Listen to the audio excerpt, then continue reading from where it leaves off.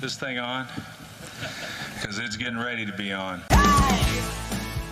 Hello everybody and welcome to Bell Ringer. My name is Greg. Your guest name today is Dan Magnuszewski, co-founder of ACV Auctions, an auto and tech company based here in Buffalo. They are our first software unicorn, and we talk about that hockey stick growth from winning 43 North all the way up to today. We talk about employing thousands of people here in Buffalo and across the country, and why other tech startups should follow a similar path. If you guys hear a baby crying in the background, please understand, work from home, Zoom recordings, and other than that, thanks for listening. So for those that don't know, what is ACV Auctions? Sure. ACV Auctions is an online platform for dealerships and financial institutions to buy and sell used vehicles. We've been around in market since 2015. We're headquartered here in Buffalo. And we've been kind of growing the business since, and we're up to about 1,500 people right now. And, in Buffalo, Toronto, and across the country. So, we've really been growing it. And really our goal is bringing trust and transparency to the used car market, right? There's a lot of old traditional ways that people used to buy and sell vehicles, used cars. And really what we looked at was a brick and mortar, industry that's been run the same way for 60, 70 years, and really didn't get the, was still stuck in the PC age, and, didn't really get the web treatment, and especially with mobile, didn't get the mobile treatment. So, we were looking at how, we do everything with our phones nowadays, and obviously everything online and through software. One other co-founder was, he's a used car dealer out of Albany, and then kind of moved back to Buffalo and was working at a new car dealership, and saw some of the inefficiencies, and really wanted to be able to buy and sell vehicles, the way we order an Uber or order food or whatever, right? And it was really just a manual process of driving physically to auctions, different days. You're off your lot, you're not buying and selling vehicles. And that's really how they make their money, right? There's no used car store that you call up and get your used cars delivered. So you have to go manually find it. And so we figured we can create a way to help streamline that. And my dad's a used car dealer, so I kind of grew up knowing about auctions and used car dealerships. And so, when we started talking, it made perfect sense. And, it's one of those things that makes sense. I can help build that. So, that's kind of, what ACV is, and a little bit on where we came from. Yeah, and you said, I think it was 1,500 employees. You're obviously Buffalo's first software unicorn, 1 billion dollar evaluation.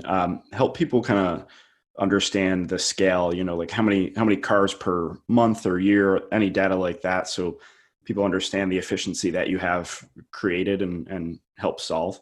Sure. Yeah. I mean, when we first started, we were doing, I think we sold 59 cars our first month, and then 100 and something the next month. And, so unfortunately our growth didn't continue to, double every month, but so now we're, at the point, and kind of over the years, we've kind of grown to, tens of thousands of vehicles a month, and, starting to get into, so we do have our wholesale marketplace where we're buying, or we're allowing people to buy and sell used cars all across the country, which is kind of the beauty.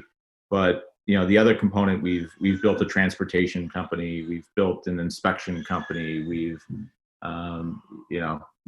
built a financing company. So we have all of these different things that we've built up, and so the business is in a way grown to more than just just a wholesale marketplace. All right. I think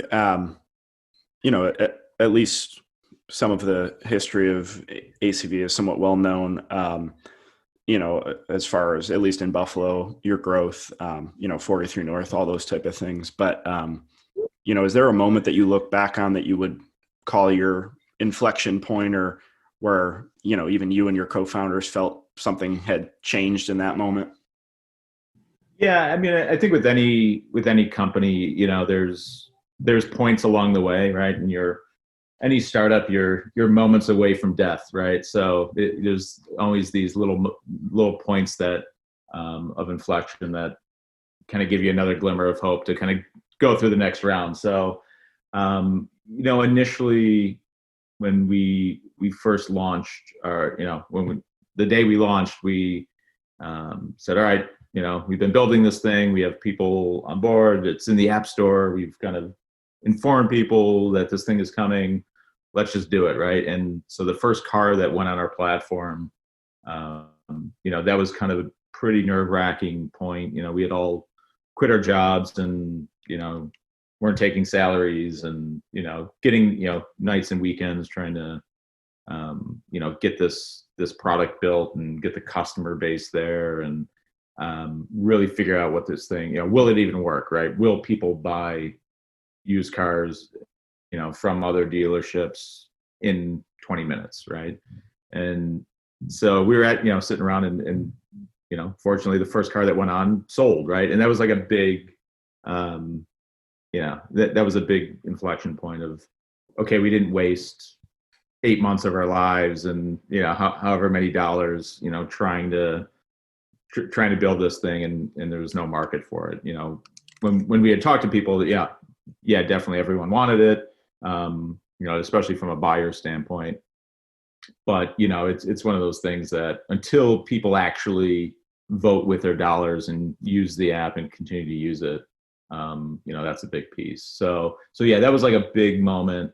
I would say the other one was not too long after that,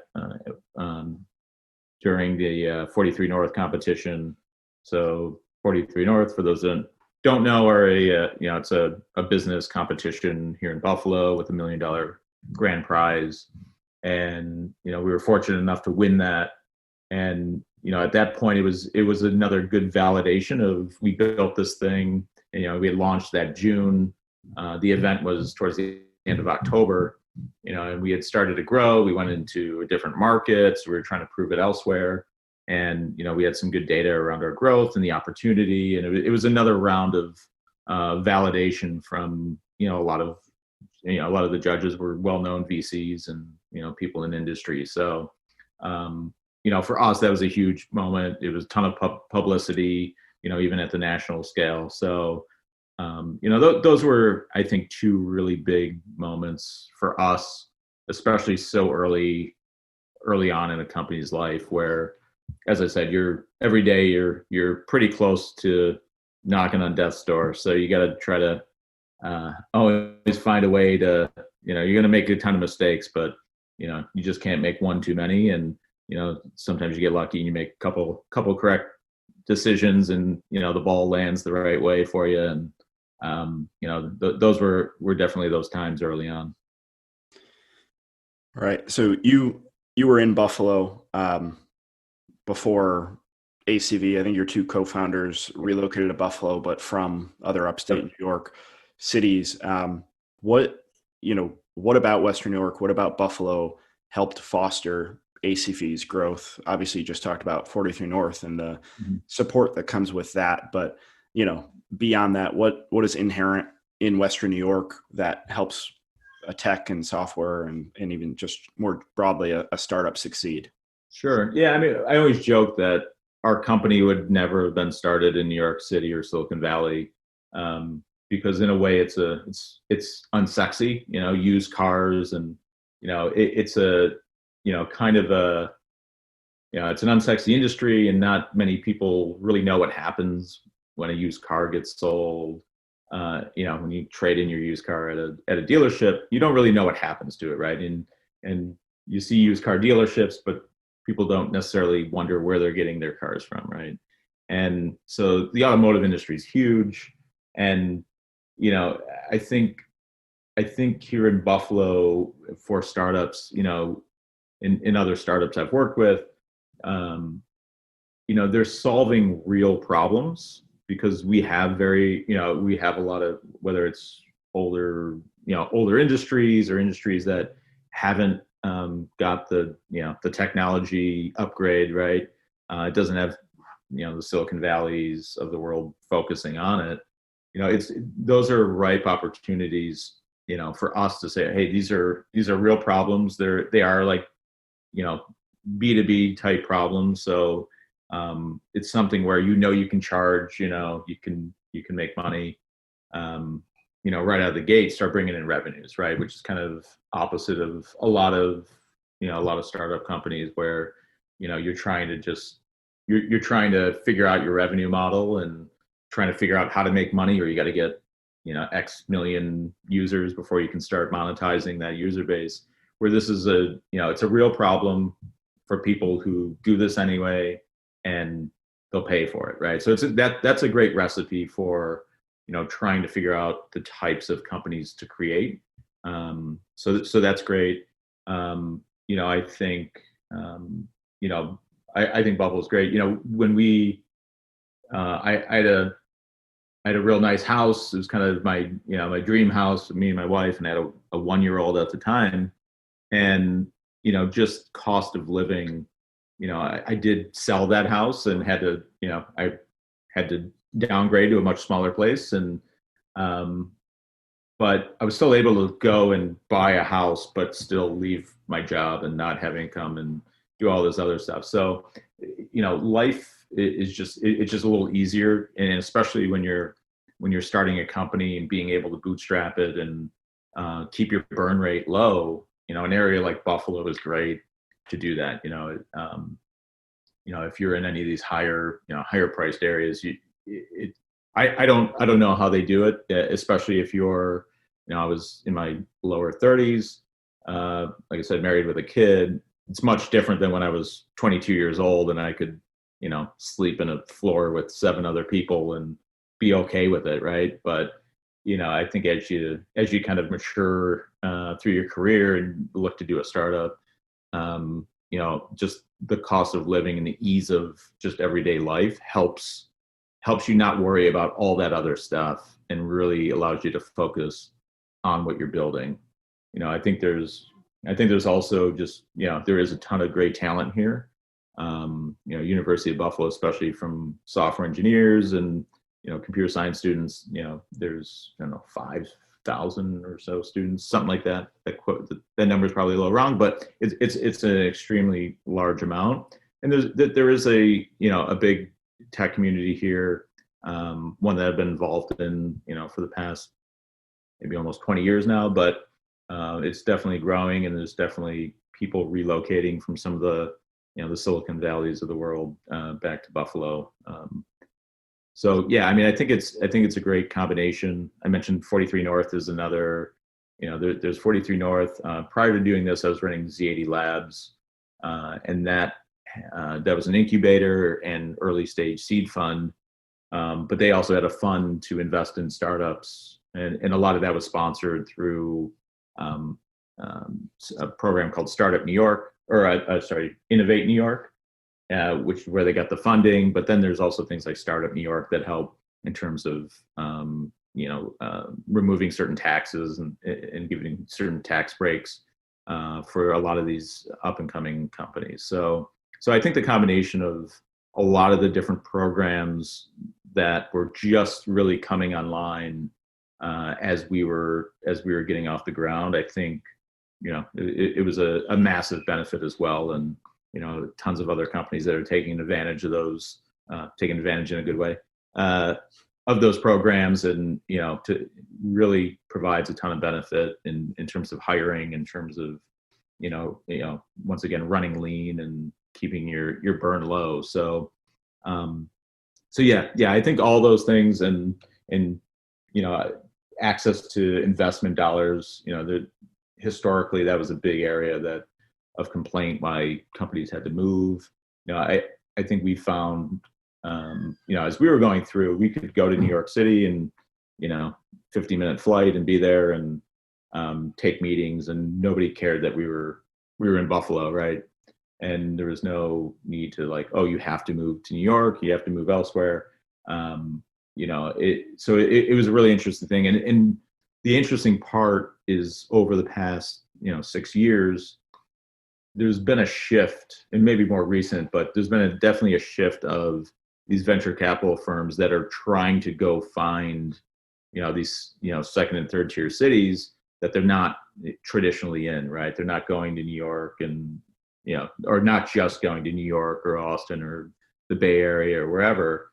They're going to the Buffaloes of the world and upstate New York to try, because they know great companies can be built out of these areas too, and it's a much more efficient place to build it. So a lot of VCs saying, hey, who else, who's the other ACVs that are out there in Buffalo? And so it's definitely been a really interesting change to see. So I think you look at all of those all of those different things. I think it for me, and and maybe a little survivor bias, but I think I think it's been great for me, and I'm happy. I built my company here, and we'll continue again someday when I at some point do it all over again. So yeah, and that leads nicely into the next topic I wanted to talk about, which is both that capital raise and also Buffalo's entrepreneurial ecosystem. You had mentioned you were previously the managing director at Z80 and very involved in the entrepreneurial ecosystem when it was a lot more nascent than it is today. ACV is a big reason for some of the change, and a lot of other reasons as well. So from your vantage point of someone that was involved in some of those more early times to now being, a successful founder, and as you said, a survivor of some of those growing pains, how have you seen the entrepreneurial ecosystem in Buffalo change, and how, should other people in your, the shoes you were wearing 6 to 10 years ago take advantage of it? Yeah. I mean, absolutely. I think it's, when we first started, it was I think there was 4 of us, and then, 4 to 10 of us that were getting together for this thing called Open Coffee Club. And it was a way to just kind of a catch-all, no agenda, weekly meeting at a coffee shop to get like-minded people, whether they were entrepreneurs, whether they were technologists, just investors, people in various industries or business. People just curious, right? It was a great catch-all, and as people would move into the area, it would be that place that people just went, right? And so, but we had a couple of years where it'd be anywhere 6 to 20 people, and really just talking, as people who chose to be in Buffalo and people who, were still, wanted to build interesting companies and do interesting things.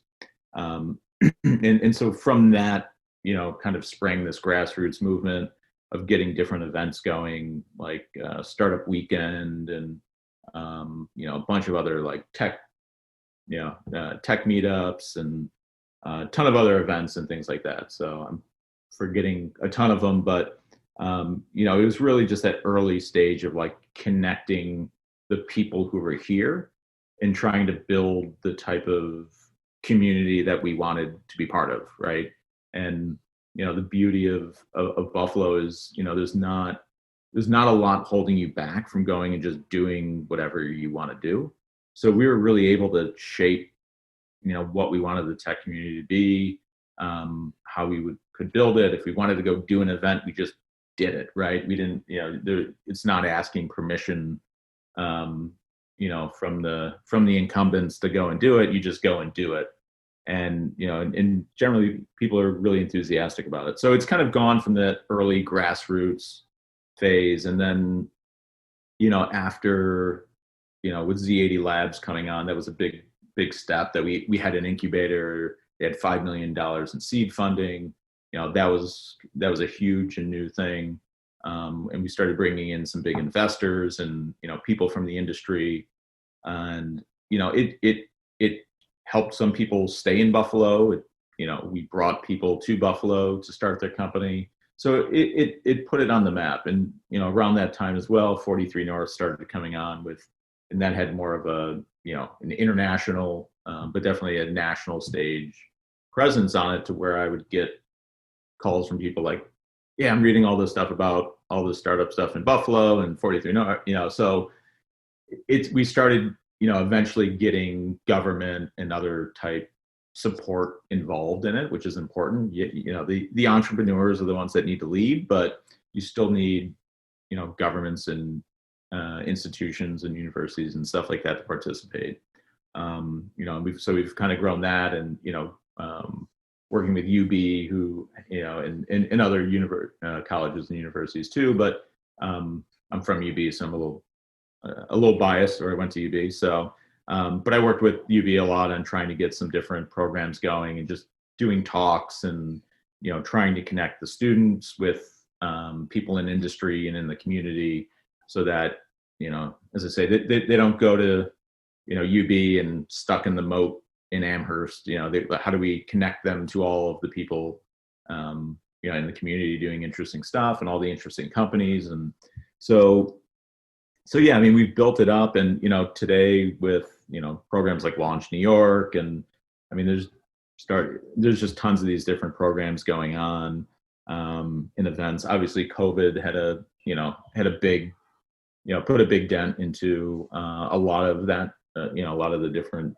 in-person stuff, but I think it's still the 4 or 5 years that they had, it really built up a solid base, and we have a ton of these companies that are popping up all the time. So much I can't even, I'm busy with ACV, but I can't even keep track of all the different companies and who's doing what these days, which is good. So I used to be able to, and now I can't, so that's good.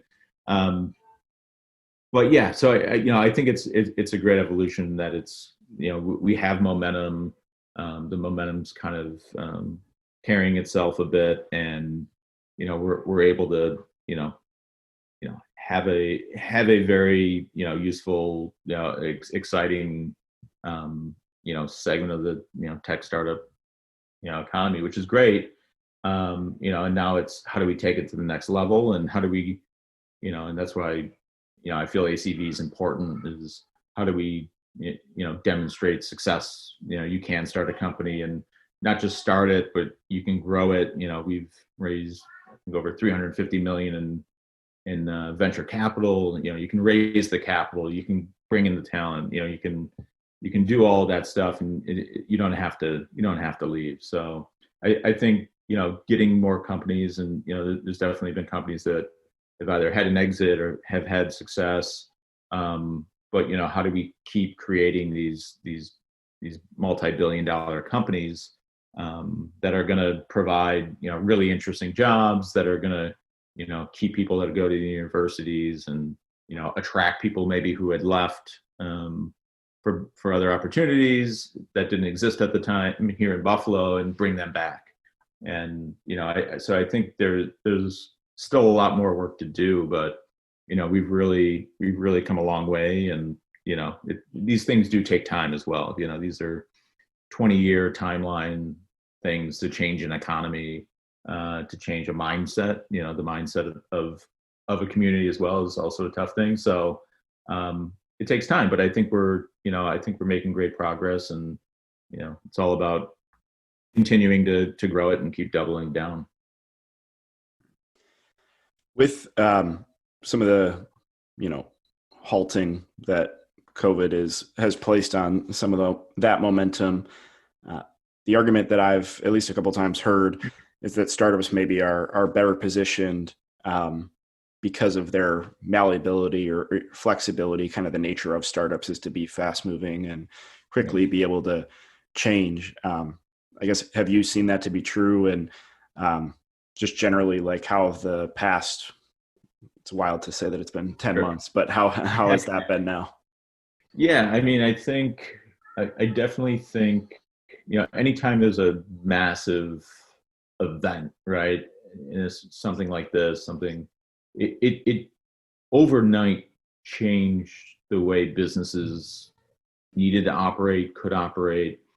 And at least in, from the standpoint of software and technology startups, the biggest issue a lot of times is convincing old established industries that have been making a ton of money doing it one way that they should do it this new fancy way, and it's better for them. They'll make more money, they'll save more money, they'll be more efficient, whatever it is. That's always the hardest part, like breaking that, that inertia. And so now you have these companies that are now forced, if they want to do any business, they have to live in a virtual, world. They have to interact, they have to have the tools to do that. And a lot of them just aren't well equipped. So, I think it opens up a ton of opportunity for new companies and new startups, and especially companies who, I know of companies who are, trying to make that change in an old established industry, and they were having a lot of pushback that started seeing a ton of success once this happened, because that was no longer a conversation, right? So yeah, and startups are, by definition more able to shift and pivot and do what they need to do to survive. So yeah, I think it's great, but I also think it's a good opportunity for bigger, more established companies that do, it's a bigger ship to turn around, but it's also a time where they can make those investments and try to leapfrog their other legacy competitors that may not fully commit to going digital. So yeah, I think tons of opportunity, tons of when there's chaos, there's opportunity. So I think that's maybe one of the few highlights of COVID, with all the bad that it's done, and obviously tons of people losing their jobs and stuff like that. There still is that opportunity, and in the same time, from a talent standpoint, it opens up to where talent is somewhat global, and people moving back to Buffalo because they don't need to live in New York City anymore, and there's a lot of those opportunities. So yeah, it's definitely going to change the way businesses operate, the way things are done, and it basically pulled, I think, the industry ahead 3 to 5 years over the course of a couple of months, and people just need to be able to evolve and react to it. And if we do that, and if as a region we're able to have companies that can do that, it puts us in a very strong position. Right. That's the point I was going to make is, hopefully that opportunity that you're talking about for companies also kind of exists for cities. And some of the argument we've been making is, in some ways, this can level the playing field. And, there's certainly opportunities for mid-sized cities like Buffalo that, maybe we're already ascending to take advantage of some of what you were just talking about as well. Yep, for sure. People, and I think there's definitely the people who are, at the family stage, looking to buy a house, and certain areas, unless you're, you've done extremely well, you're not going to be able to afford a nice house or things like that. So, people kind of look back and look at Buffalo and areas like it where, you can do that. You can have a high quality of life. You can have great schools, and have a much better life, and be able to focus more on your work or your company or whatever it is, and not worry about all the other stuff, the complications that sometimes come with living in one of these other tier 1 cities. Right. And we actually just this week published a story about somebody that had relocated from Texas. They graduated from Texas A&M to Buffalo. A young couple. One of them's going for their PhD at UB, and the other just got a job at ACV. So kind of a perfect rhyme with Love it. Some of your background. Love it. Yeah. And those are the stories I love to hear. I think getting more and more companies that, as people are, maybe moving to go work at an M&T or, one of these bigger companies, having other, other companies that are here as well. And, it makes that move much easier when there's more options of work, and it's not one or two places to go to, but a variety of different companies at different stages, because some people love working in large companies, others do not, and like working at more fast-paced mid-sized companies. So yeah.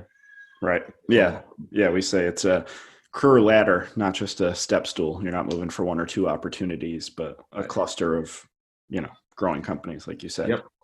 Well, thank you very much for your time.